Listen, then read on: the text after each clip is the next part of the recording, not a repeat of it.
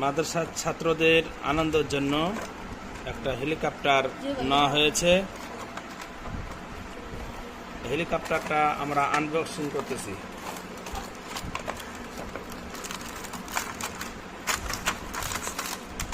এই যে হচ্ছে হেলিকপ্টারের জন্য রিমোট কন্ট্রোল করার জন্য।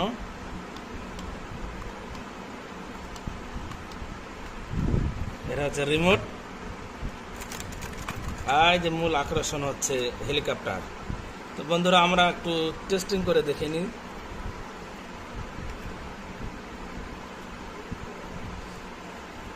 দেখি হেলিকপ্টারটি চলে কিনা।